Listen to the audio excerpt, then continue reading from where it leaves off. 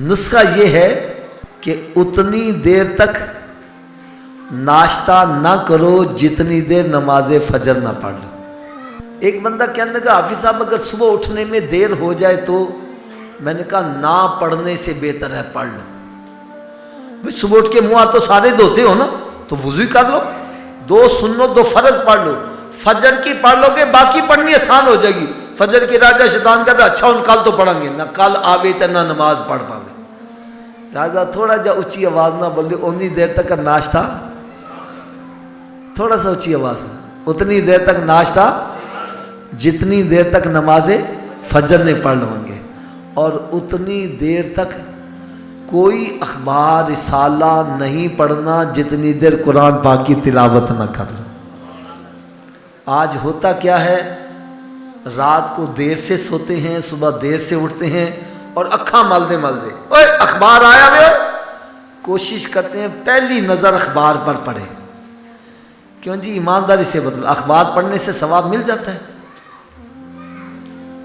بلکہ مجھ سے پوچھو تو میں کیا کہتا ہوں، میں کہتا ہوں وہ بندہ جو تندرست ہے، چاہتا ہے میں بیمار ہو جاؤں، صبح اٹھ کے اخبار پڑھا کرے، انشاءاللہ جلدی بیمار ہو جائے گا۔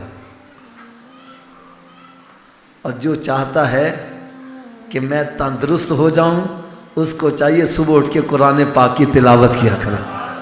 قرآن مجید میں رب تعالیٰ نے ارشاد فرمایا وَنُنَزِّلُ مِنَ الْقُرْآنِ مَا هُوَ شِفَاءٌ وَرَحْمَةٌ لِّلْمُؤْمِنِينَ، ہم نے قرآن نازل کیا، اس میں شفا بھی ہے، رحمت بھی ہے مومنوں کے لیے۔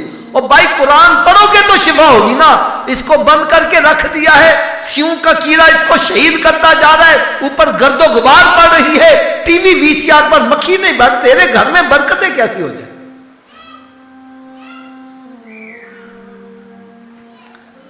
ایک بندہ کہنے لگا حافظ صاحب میں تو قرآن ہی نہیں پڑھا ہوا، مجھے کیا کرنا چاہیے؟ میں نے کہا بھائی تم صبح اٹھ کے قرآن پاک کا دیدار ہی کر لیا کرو، پھر دیکھنا تیرا دن کیسا پیارا گزرتا ہے۔ اور رات کی ڈوز یہ ہے کہ اتنی دیر تک سونا ہی نہیں جتنی دیر 5 نمازیں پوری نہ کر لو، کہ سونے والے رب کو سجدہ کر کے سو، کیا خبر اٹھے نہ اٹھے صبح کو، تو سمجھتا ہے میں صبح اٹھ کے پڑھ لوں گا، اگر کیا پتا تیری صبح زیر زمین ہو جائے۔ کئی بندے رات کو سوئے ہیں، صبح اٹھنا نصیب نہیں ہوا۔ وڈا قرض سر تے نماز والا، سروں لاؤ دل برا واسطائی۔ چلو آخر میں آپ کو ایک بڑی پیاری بات سنا دوں، آپ کو ساری زندگی سرور ہی آتا رہے۔ بڑی توجہ سے ذرا سننا۔ ایک بندہ کہنے لگا حافظ جی میری تو قسمت ہی پھٹ گئی ہے، قسمت ہی الٹ گئی ہے۔ میں نے کہا بھائی تمہیں کیسے پتا چل گیا تیری قسمت الٹ گئی ہے؟ مجھے کہنے لگا حافظ صاحب میں سونے کو ہاتھ ڈالوں تو مٹی ہو جاتا ہے، سونے کو ہاتھ ڈالتا ہوں مٹی ہو جاتا ہے، میں جس کاروبار میں ہاتھ ڈالتا ہوں نقصان ہی ہوتا ہے، جس کا میں بھلا کرنا چاہتا ہوں اس کا نقصان ہی ہو جاتا ہے، میری تو قسمت ہی الٹ گئی ہے۔ میں نے کہا بھائی الٹی قسمت کو سیدھا کرنے کا نسخہ بتلاؤں؟ الٹی قسمت سیدھی کیسی ہوتی ہے؟ کہنے لگا جی ضرور بتلاؤ۔ میں نے کہا بھائی ایک مہر ہوتی ہے سٹیمپ، دیکھیے نا آپ نے سٹیمپ، اس سٹیمپ کو پکڑ کر ایسے اپنے سامنے کرو، اس سٹیمپ کے اوپر الفاظ الٹے لکھے ہوتے ہیں کہ سیدھے ہوتے ہیں؟ اونچی بولو ذرا۔ مہر پہ الفاظ الٹے لکھے ہوئے ہیں، لیکن جب یہی مہر ایسے جھک جاتی ہے تو الٹے الفاظ۔ میں نے کہا تیری قسمت الٹ گئی ہے، اپنی پیشانی رب کی بارگاہ میں جھکا دے، تیری الٹی قسمت سیدھی ہو جائے گی۔ یہ ایک سجدہ جسے تو گراں سمجھتا ہے، 1000 سجدوں سے دیتا ہے آدمی کو نجات۔ میری آپ سب سے مدنی التجا ہے، خدا را خود بھی نمازی بنو، اپنی اولاد کو بھی نمازی بنا جاؤ۔